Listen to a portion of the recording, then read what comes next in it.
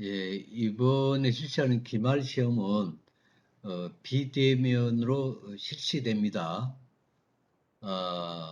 또한 예, 시험 일주일 정도 남기고 시험 볼 때 주의사항 그렇게 해서 보내드릴게요.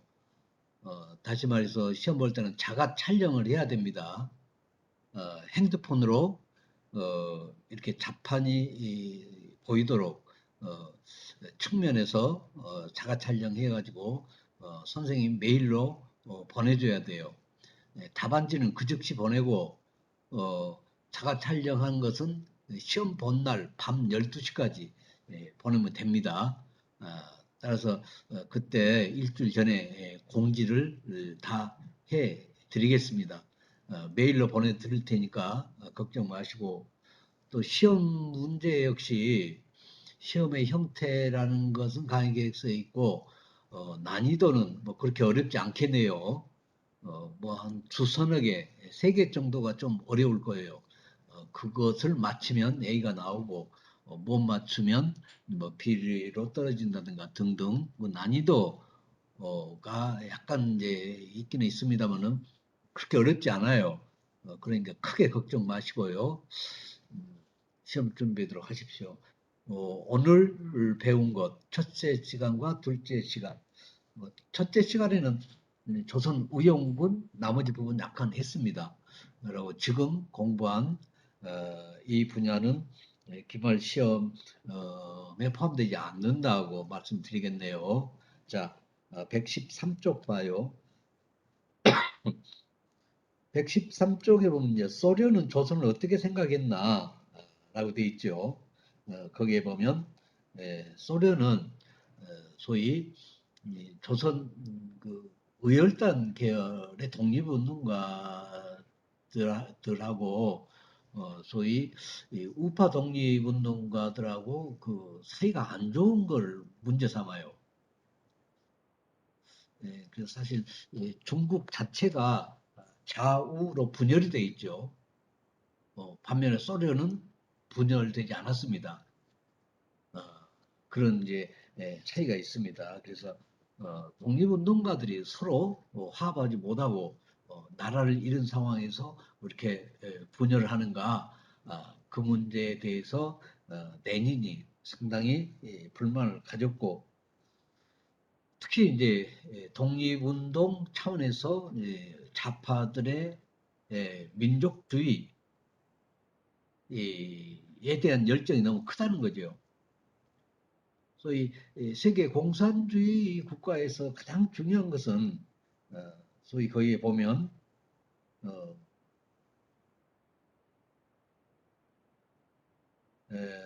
소련이 이끄는 국제 반제 운동에 봉사해야 한다. 쉽게 말해서 독립운동은 민족주의에 앞서는 것이다. 어, 민족주의보다도 더 상위 개념으로 본 것이 소련이죠.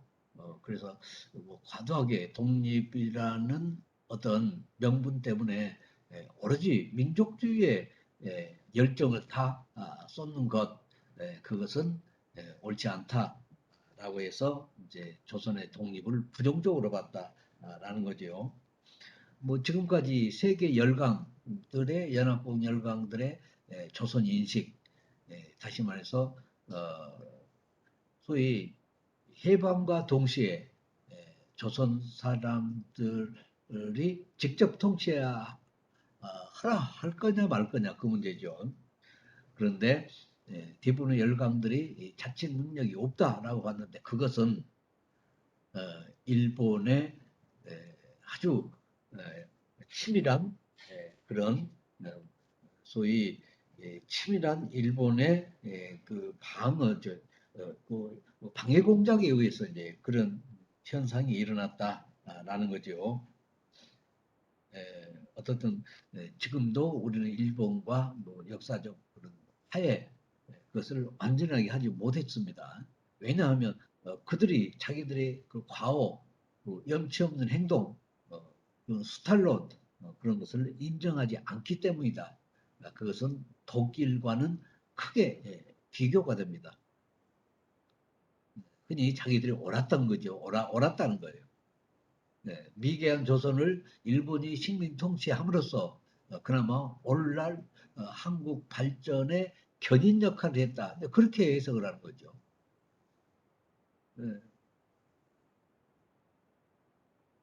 뭐 그것과 똑같은 어떤 역사 인식을 우리는 전두환에서 봐요. 전두환은 마지막 죽어가면서도 죽을 때까지 그 자기의 과오를 털어만큼도 인정하지 않습니다. 소위 강주의 소위 그 반발은 소위 북한에서 파견된 불수 분자들의 농간이다. 뭐 거기서 한 발짝도 안 나가요. 그런 것을 보면 일본 역시 자기들이 잘못했다고 반성하지 않는 것, 그것은 현대 우리 사회에서 한국의 전두환에서 그대로 볼 수 있다는 거죠. 어, 따라서 일본의 이런 방해 공작으로 인해서 독립이 됐는데도 한국은 또 다른 식민 지배를 받게 됩니다. 그것이 신탁 통치라는 거죠. 114쪽 보도록 해요. 선생님이나 이제 여러분들이나 한 가지 의문이 있어요. 해방 직후에 소위 연합국 세력들이 일본 농간을 위해서 조선은 자치할 능력이 없다. 그렇게 생각했는데 그렇다면 해외에서 독립운동하는 우리 소위 그 정치 또는 독립 주도 세력들은 무엇을 했느냐 그렇게 말할 수가 있어요. 미국과 소련이 신탁 통치를 하도록 그렇게 내버려 뒀단 말인가? 예, 해방될 수 있다는 그런 어떤 기미를 이미 챘을 텐데 그때부터 더 이제 준비라는 게 없었단 말이냐? 그런 의문을 갖게 돼요. 그것을 알아보기 위해서 자 114쪽 건국준비위원회에 대해서 보도록 합시다. 1945년 8월 15일은 해방이죠. 소위 꿈에 그리던 해방이다 라고 말할 수 있겠네요. 이때를 맞이해서 우리 조상들은 뭐를 했느냐?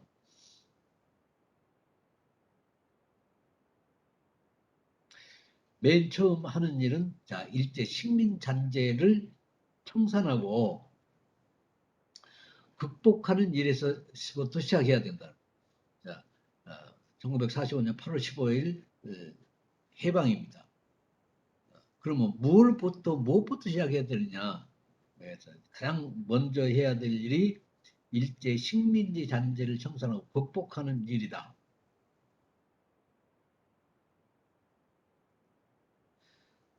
그러나 이것은 우리 생각대로 되지 않았다는 거죠. 그것이 바로 신탁 통치라는 거죠.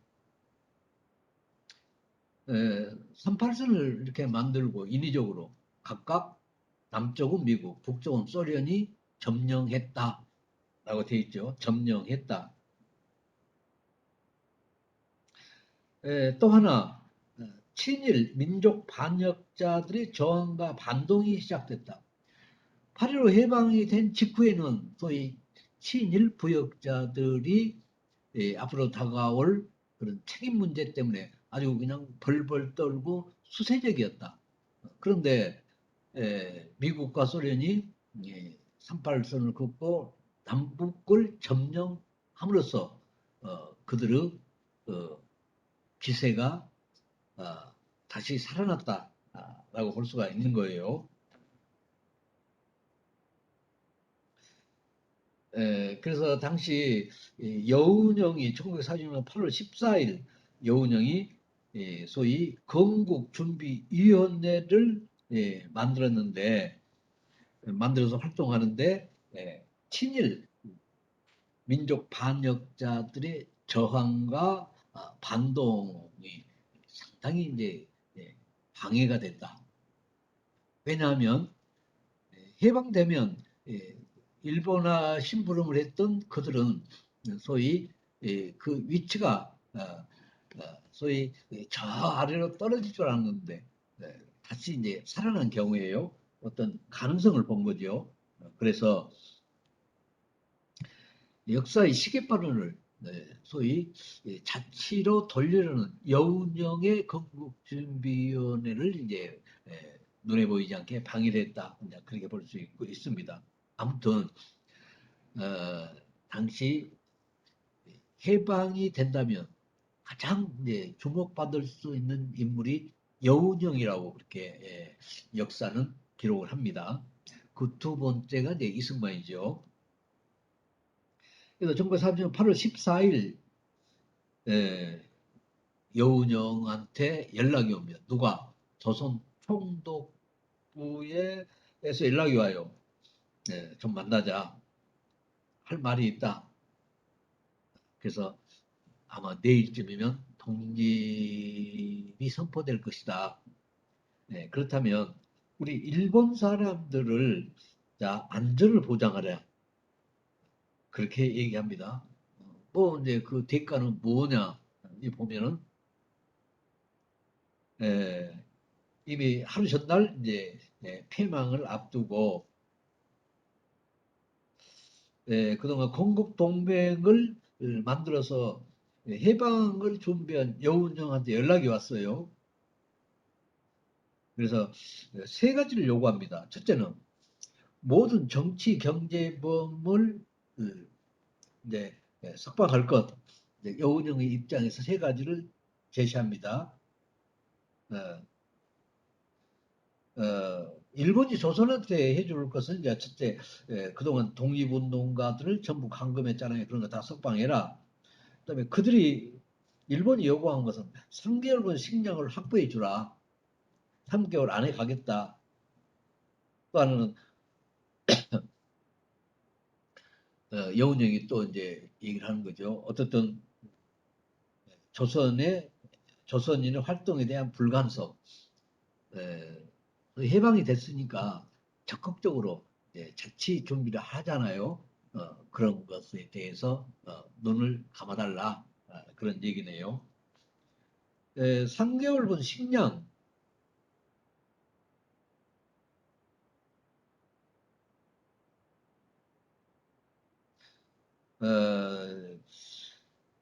쉽게 말해서 당시 경제권은 일본이 잡고 있습니다. 그래서 아무튼 전 국민이 살아갈 수 있는 3개월분의 식량을 보장해라. 그 다음에 거기 보면 모든 독립운동가를 석방해라. 감금한 독립운동가. 세 번째는 조선인이 자치를 준비하는 것을 방해를 하지 말라. 세 가지 조건을 이제 받아들이고 일본 사람들은 안전 귀국을 동의해 줬다. 이때 여운형은 실제로 조선을 대표한 그런 정치인이다라고 볼 수가 있어요.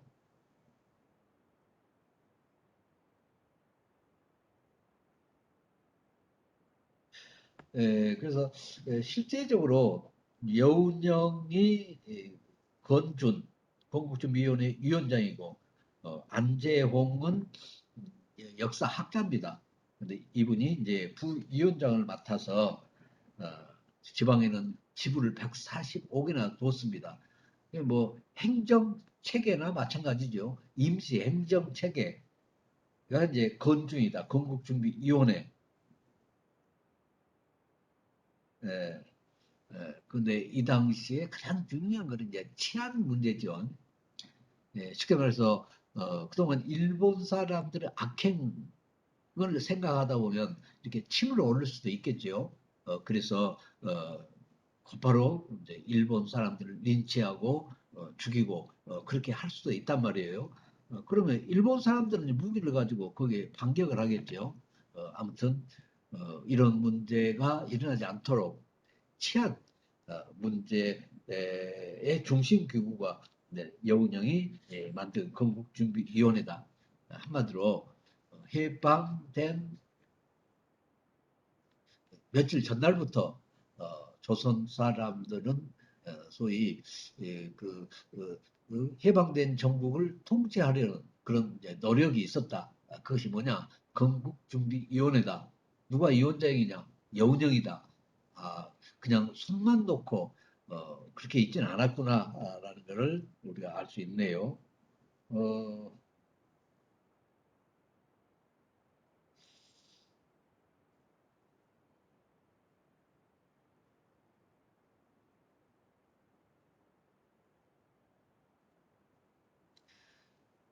건국준비위원회는 소위 이 신탁통치가 눈앞에 결정되기 직전에 인민대표자 회의를 열었다. 그래서 인민이라고 그러면 이제 사회주의 공산주의 색채가 냄새가 나지요. 그래서 소위 신탁통치를 부수는 데는 신탁통치에 반대하는 것은 좌파와 우파가 없다. 그래서 모든 인물들이 단체들이 모여서 회의를 합니다. 대표회의는 결과 이승만을 주석에 여운형을 부주석으로 하는 조선인민공화국을 선포했어요. 어, 조금 전까지만 해도 여운형이 건국준비위원장인데 왜 자기는 소위 부 주석으로 물러나고 이승만을 주석으로 삼았느냐? 소위 이승만이 미국 통이기 때문에 그래요. 지금 신탁 통치를 깨야 돼요. 어, 특히 남한의 미국, 북한의 소련, 아무튼 미국 사람의 머리 꼭대기에 앉아 있는 것이 이승만이다라고 당시를 평가했어요. 다시 말해서 미국을 가장 잘 아는 사람이 이승만이다. 그래서 이승만을 주석으로 양보하고 자기는 부주석을 맡았다라는 거죠. 그래서 당시 1948년에 남아 단독 정부를 세우는데 그러나도 대통령 선거가 있겠죠. 그래서 물론 영순위는 여운형이었다. 그런데 대통령 선거 유세종의 여운형은 암살되는 그런 불미스러운 일이 일어나는 거죠.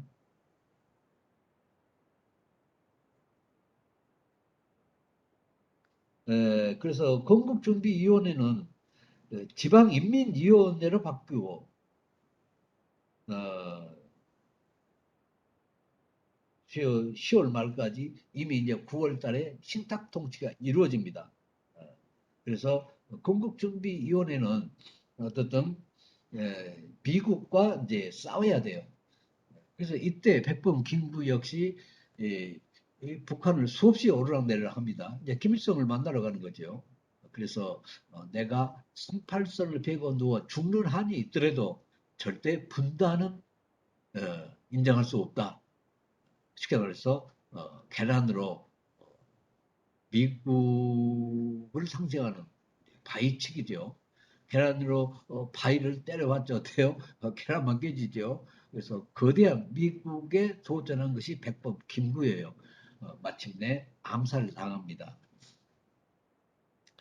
근데 이제 건국준비위원회는 어쨌든 지방인민위원회까지 결성합니다. 그래서 지방인민위원회는 이제 여러 가지 기능을 해요. 115쪽 보면 조직부, 첨정부, 치안대, 식량부, 재정부. 어쨌든 치안 유지가 첫째다. 둘째는 일제가 남겨간 재산 관리에 힘쓴다.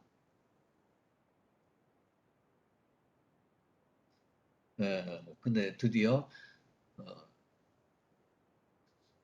1945년 9월에 미국과 소련이 각각 신탁 통치를 결정을 합니다. 그래서 이제 운명이 달라지는 거죠.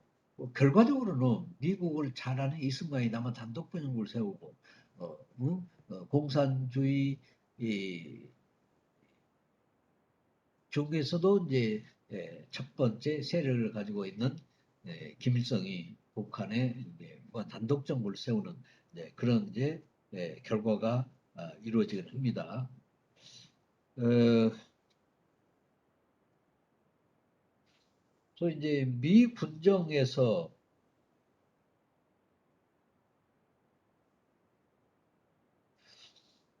신탁통치는 이제 미 군정이 실시한 거지요. 아무튼 2차 세계대전은 2차 세계대전을 끝낸 것이 이제 그 주역이 미국이죠. 그래서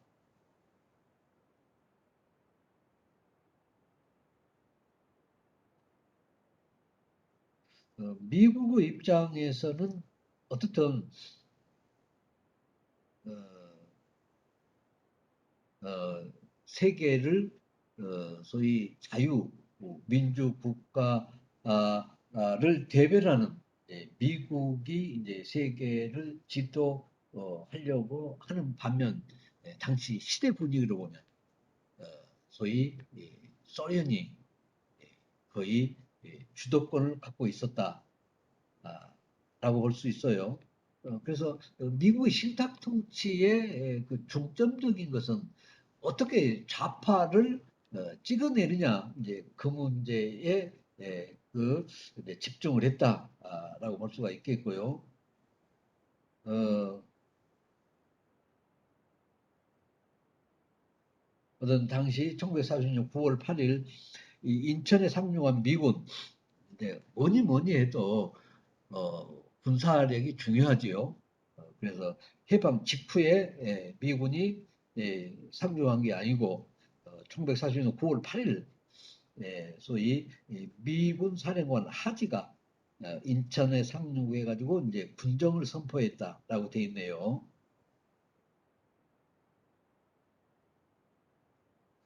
그래서 이제 하지 장군은 남한에는 남한에는 어, 뭐 여운형과 이승만이 세운 건국준비위원회가 있는데 이것을 저희들이 인정할 수가 없다. 그렇게 얘기를 합니다.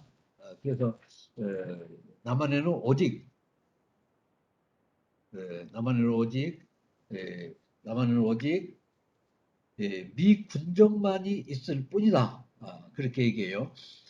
근데 당시 아직 이승만이 귀국조차도 못했어요.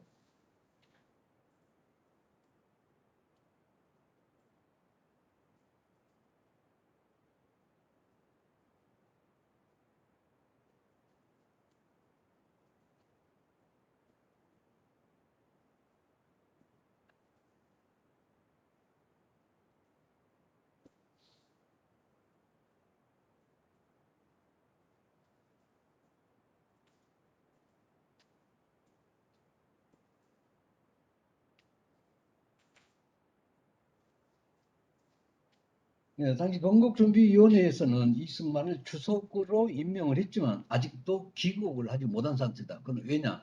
미국이 방해를 했기 때문이다. 그렇게 보는 거죠. 그래서 어쨌든 여기서 이제 그 하지가 홍보하는 것으로 섬뜩해요. 남한에는 오직 미 군정만이 있을 뿐이다. 모든 단체 활동을 부정한다는 거예요. 그래서 이는 곧 해방 직후 국내에서 일어나고 있던 자주적인 국가 건설, 건국준비위원회죠. 이 활동을 부정한다. 그것을 이제 간접적으로 말한 것이라고 이렇게 볼 수 있네요. 그런데 미군이 가장 걱정했던 건 뭐냐? 소위 한국의 국내 상황인데 당시 우익보다는 좌익의 그런 그 역할이 훨씬 컸다. 에, 실제로 일제 식민지 시대에 일제에 협력했던 그런 부역했던 사람들을 우익으로 본다면 그들을 이제 몰아내려고 하는 쪽으로 이제 좌익으로 봤다는 거죠. 그래서 당시 시대 분위기는 일제의 앞잡이인 우익보다는 앞잡이들을 몰아내고 미국 신탁 통치를 반대하는 그런 좌익이다. 현재는 우리가 소위 그 색깔론의 영향으로 박정희 대통령도 그렇고 전두환도 그렇고 전부 다 반공을 국시해요. 때려잡자 공산당. 그렇지만 이것은 우리 한국에만 특이한 그런 얘기고 결국 현재도 한국의 우파는 소위 그 박정희와 전두환 반공 세력 색깔론을 앞세워서 소위 공포 분위기를 만든 다음에 소위 독재 정치를 하는 그런 이제 세력들이죠. 결국 그 후손들이 소위 박근혜 또 그뭐 지금으로 치면 결국 이제 한나라당 후예다, 이명박 뭐 이런 식으로까지 지금 이제 얘기가 되고 있는 거죠. 우리나라에서는 이렇게 오늘날 이제 좌익 그러면 공산당 그래가지고 부정적으로 생각하지만 당시 좌익은 그야말로 새로운 조선을 새로운 부대에 담아야 된다. 네. 이것을 적극 주장하는 소위 뭐 정의를 실현하는 뭐 그런 쪽으로 이제 좌익을 이제 생각했고 또 좌익의 크나큰 반대에 부딪히면 신탁 통치 자체도 어렵다고 생각한 것이 미국이에요. 그래서 당시 초창기 신탁 통치를 결정하면서부터 적극적으로 자익을 색출하는 정책을 미국이 씁니다. 또 한편으로는 통치 조직을 이제 친일 세력으로 복원을 해요. 왜냐 그러면 갑작스럽게 일어난 일이죠. 해방 자체가 그렇고 신탁 통치 역시 갑작스럽게 결정된 것이고 그리고 그래서 미국의 우호적인 뭐 그런 사람들이 없습니다. 현재는 미국의 우호적인 사람이 누구냐? 첫 번째가 미국에서 박사학위를 받은 그런 교수들이에요. 그래서 현재 우리나라 미국 출신 교수들은 거의 90%가 다 이제 보수 세력이다라고 볼 수 있고 미국 편이다라고 할 수 있고 미국의 정책을 지지하는 미국을 받쳐주는 그런 국내 사람으로 세력으로 볼 수가 있습니다. 반면에 이제 그 좌익은 소위 그 시기로서는 이제 소위 그 소위 공평하고 정의로운 사회로 가는 그런 이제 시발점이었다 볼 수 있겠네요. 아무튼 국내 조직을 장악하는 데는 일제 시대 친일 세력, 공무원이나 뭐 지주 등등 그런 것으로 계속 이어가고 한편으로는 이제 좌익을 찍어내는 완전히 몰락시키는 그것이 당시 미 군정의 통치 스타일이었다라고 볼 수가 있겠어요. 신탁종기를 함으로써 이제 미국 군정이 들어서는데 116쪽 봐요. 맨 처음에 하는 일이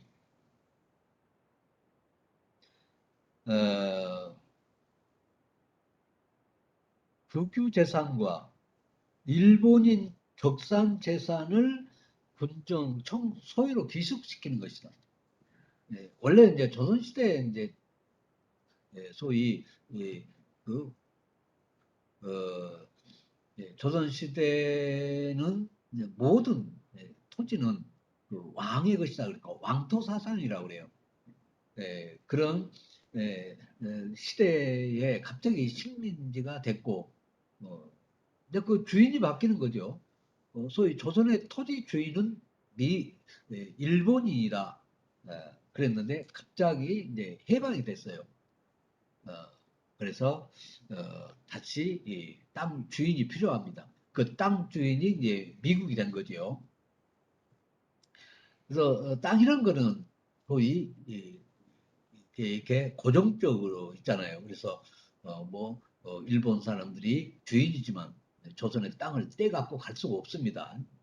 네. 또 일본 사람들이 남겨놓은 그런 이제 가옥 같은 거 있는데 그거를 이제 적산 가옥이라고 그래요. 그래서 뭐 이런 것을 일체 미국 군정청 소유로 귀속시켰다. 다만 군정청 땅 중에 이제 군정청이 되면서 미국이 되면서 유리했던 것은 소장료를 3분의 1만 받았다는 거예요. 원래 소장이라는 거는 수확량의 50%, 그러니까 2분의 1입니다. 근데 말해서 미국은 조금 완화시켜 서 소장료를 3분의 1만 받았다. 특히 일본은 식민시대에 동양 척지 주식회사를 만들어서 토지를 관리했다. 근데 여기에서 나온 이제 수입이 당시 13억 원이다. 근데 주인만 바뀐 거죠. 소위 일본이 일본이 소위 국가 토지로 남아 있는 것을 어, 관리를 하고 세금을 받는데 거기서 나온 수입이 13억 원이다. 그래서 고스란히 13억을 미국 군정청이 가져가게 됐다.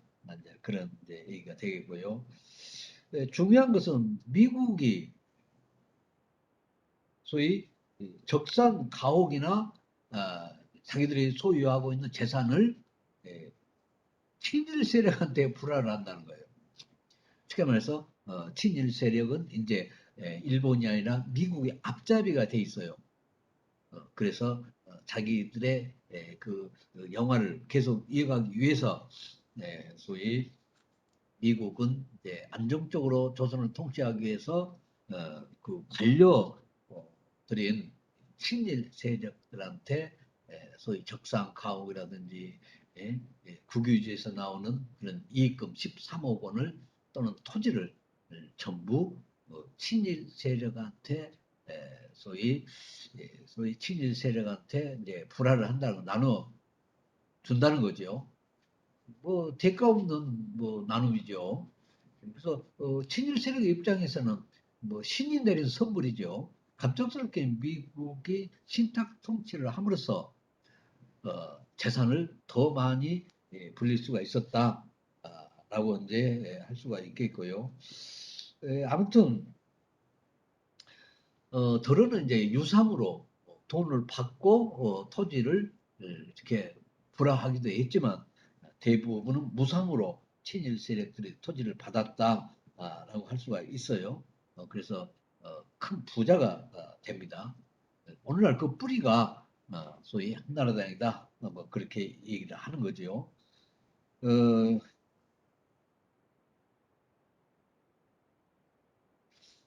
그래서 이렇게 미군정은 무리 없이 나라를 통치하기 위해서 친일 세력을 소위 그 관료 조직으로 계속 이제 키워 나가되 소위 이제 좌파 세력을 예, 소위 좌파 세력을 이제 뿌리 뽑는 것이 당시 통치 목적으로 볼 수가 있다라고 하고요. 그래서 이 자익 세력에 대한 퇴치 문제, 그것은 아주 철저하고 처절하게 이루어져요. 그것이 언제냐? 이승만 정권에서 그것이 일어납니다. 그래서 일단 여기까지 하고 이제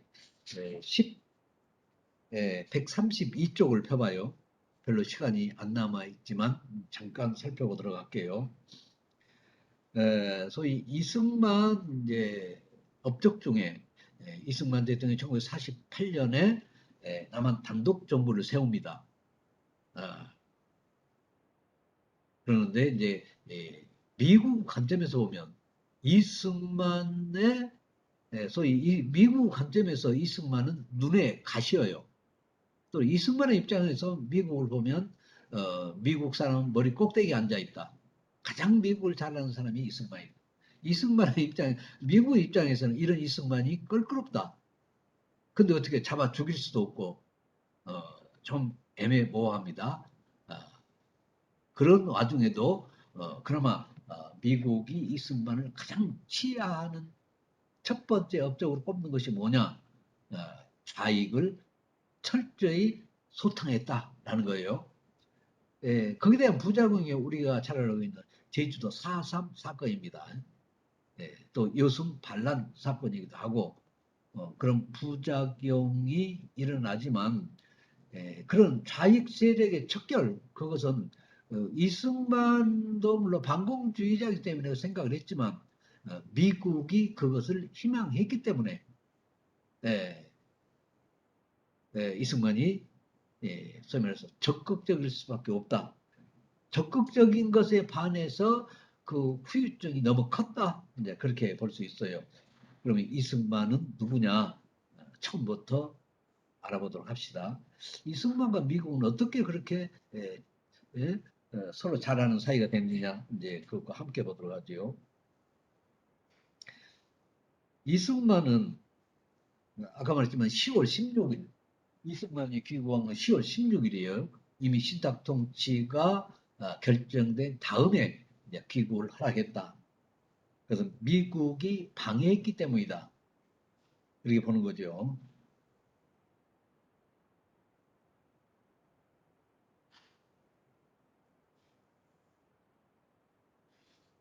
어, 근데 2차 세계대전에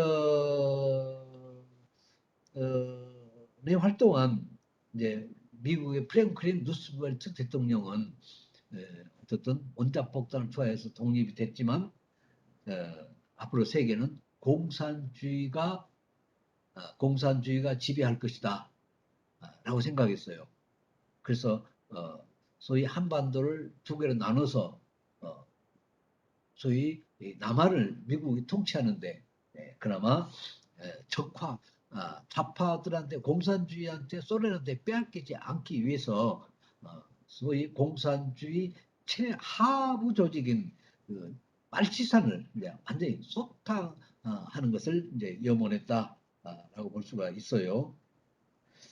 근데 참 하나의 그 에피소드인데 어떻든 당시 누스벨트는 앞으로 세계는 소련이 리드할 것이다. 그래서 동유럽에서 소련이 소위 위성국가를 이렇게 만드는데 뭐 흔쾌히 동의해 줬다는 거예요. 소련이 눈치를 봤다는 얘기죠. 두 번째는 중국의 장개석한테도 자꾸 모택동의하고 화해하라고 종용을 해요. 그래서 어쨌든 모택동이 1949년에 중국 통일하고 장개석은 대만으로 이렇게 쫓겨 갑니다만은 그 이전에 장개석한테 어택동 휘하로 들어가라 좋게 좋게 지내라 라는 것을 자꾸 권유했다. 그래서 한반도에서 남한에서 좌파 척결 빨갱이 척결은 루스벨트의 첫 번째 임무였다라고 할 수가 있고요. 어떻든 꿈에 그리던 귀국을 했습니다. 맨 처음에 이승만 대통령 어디에 살았냐 그러면 첫 번째가 도남장이라는 거예요. 처음에는 조선 호텔에 머물렀는데 이거 뭐 호텔비가 엄청 비싸다는 거예요. 가지고 온 돈은 없는데 그래서 할 수 없이 그 일반 도남장이라는 숙소를 소개받았다. 당시로는 이제 여관이죠. 여관인데 여관보다도 규모가 큰 그래서 도남장이라고 해요. 지금으로 치면 이제 모텔이죠. 지금 모텔은 너무 사랑하는 그런 곳이지만 이 도남장 여관은 순수하게 이제 여행 가다가 하룻밤 쉬고 그런 이제 도남장이 도남동이라는 게 도남동이 있어서 도남장이죠. 고려대학교 도남장. 그런데 그 도남장의 주인이 당시 정진섭이라는 사람인데 가만히 보니까 이승만이 미 군정하고 사사건건 충돌을 해요. 그래서 아차 싶어서 이승만한테 당빼 죄송하지만 이사를 가져야 되겠습니다. 우리식으로 말하면 방 빼주세요라는 거죠. 그 뭐 주인이 나가는데 어째요? 나가야죠. 그런데 갈 데가 없어요. 갈 데가 없어. 그래서 당시 미 군정청 경무부장인 조병옥, 소위 예, 미국은 일제 시대 그 관료 조직을 그대로 이제 쓰는 거죠. 그래서 조병옥이라는 분은 이제 소위 독립운동 뭐 했다기보다는 양심 바른 사람인데 미국으로부터 인정을 받아서 경무부장을 했던 사람이다. 근데 이 사람이 소개해 준 게 조선 총독부 정무총감 여름 별장 이 마포장이에요. 마포에 소위 이 총독부 정무총감 별장이 있는데 이걸 소개해 준 거예요. 뭐 이제 예, 식민지 시기가 끝났기 때문에 이 집은 비어 있었겠죠. 그 마포에 있는 마포장. 근데 이 마포장이라는 게 소위 지금의 마포 있죠. 한강 바람이 거세게 몰아친다. 지금 홍익대 세종 홍익대 서울 캠퍼스 바로 옆에 마포 구지요. 서강대에 있는 곳이 마포구예요. 근데 이제 조금은 나지막한 선짠하게 있다. 그래서 이때 72세 노인이 식수를 지게 져서 날라다 먹었다. 이제 개발이 아직 안 된 거죠. 겨울에 한강정에서 불어온 바람이 아주 매섭다는 거죠. 예, 그런데 물도 처음 돼서 지게를 이렇게 물지기를 지고 삐쩍삐쩍 그것도 72세라는 거예요. 그래서 어, 네, 대단한 독립운동가인 이승만 대통령의 당시 실상을 여기서 볼 수가 있네요. 그리고 또 자꾸 미국에 밑보여가지고 이제 암살될 여지가 많다는 거예요. 그래서 그런 위기를 넘겼다. 이런 거 보면 백봉김굴은 암살해서 돌아가시고 이승만은 이렇게 살아남았어요. 그럼 어떻게 하면 이렇게 죽고 사는 것은 명이다, 운명이다 그래요. 그게 맞는 것 같아요. 그나마 이렇게 살아남았다. 그래서 너무나도 여건이 안 좋으니까 당시 서울에 사는 유지들이 33명 모여가지고 집을 하나 샀어요. 구했어요. 어디냐? 종로 1번지 이화장이다. 여기 이 단어는 시험에 안 나옵니다. 그렇지만 시험에 나올 때는 이런 게 전부 지금 시험 문제거리네요. 이화장. 그리고 이화장에서 꽤 한 1년 넘게 살았죠. 그리고 드디어 1948년 7월 달에 남한 단독 정부를 세워가지고 경무대로 들어갔다. 경무대는 오늘 청와대 같은 곳이죠. 네.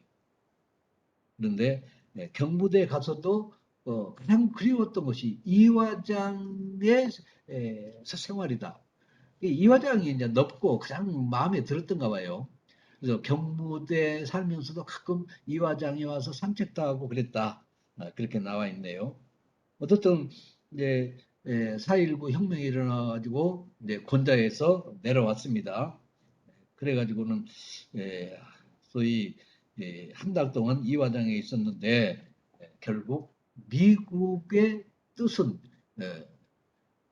한국을 떠나라고 그래라. 그래서 1949년, 1960년 그때 이제 5월 달에 하와이로 갔다. 그래서 하와이에서 망명 생활을 한 거죠. 5년을 살다가 1965년 7월 19일에 90세로 세상을 떠났는데 어쨌든 시체를 이화장으로 공구했다가 7월 27일 동작동 국립묘지에 안장했다라고 돼 있네요. 오늘은 일단 시간이 여기까지 밖에 허락이 안 하네요. 자, 오늘 여기서 강의 끝내도록 하겠습니다.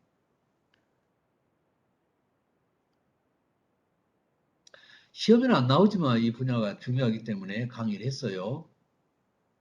정용재, 이상욱, 네, 용재냐 상욱이냐? 용재입니다. 용재, 유재원, 연기람, 임채호, 이승환, 맞습니다. 누구냐? 유재원이요. 유재원. 임재우 있습니다. 어, 교수님 연기람 있습니다. 재호 있고, 연기람 있고, 또 이승원, 김원중, 박태호, 이강민, 정호연, 김수진, 장혜진, 정혜성, 있습니다. 다시 정혜성 있습니다. 정혜성 있고, 교수님 장호엽, 김원중이 있습니다. 장혜진, 네. 원중이, 김원중 출석, 혜진이 출석, 정혜성, 권호정, 강소윤, 강소연 있습니다. 강소윤 출석, 박태린, 고태욱, 이은지, 고태욱 있습니다. 고태욱 출석, 이은지, 다시요, 이상욱, 이승환, 박태웅, 이강민, 정호연, 김수진, 권호정, 전현수, 박태린, 이은지 이상입니다. 자, 안녕히 계세요. 저 교수님, 어, 저 질문 하나만 해도 될까요? 해봐. 그 조선의용대랑 어, 조선의용군 결정적인 차이가 그러면 그 의용대는 이제 중국 국민당하고 연합을 했잖아요. 연합보다는 창설 시기가 다르고 조선의용들은 1900 거기 38년이잖아.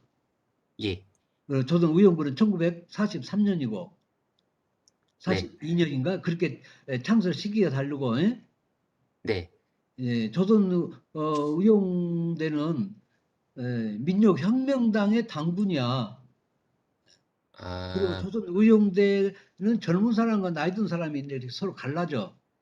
네, 그래서 젊은 사람들이 모택동에 가니까 충청에 남아있는 나이 먹은 사람들이 백봉, 김구, 광복군에 들어가 버려요. 네. 그렇게 하면 이제 해체된 거지, 없어진 거죠. 네. 근데 그 해체된 게 이제 그 파생된 게 이제 의용군이죠. 그렇죠. 이제 그 파생돼 가지고 젊은 사람들이 이제 만든 것이 조선 의용군이요. 그 정도 차이만 알고 있으면 될까요? 네, 맞아, 맞아. 오케이, 오케이. 그 정도 알면 있으면 돼요. 알겠습니다. 감사합니다. 예. 김혜래, 장혜진, 김수진, 수진이가 왔네. 김수진 출석이에요. 정호영이가.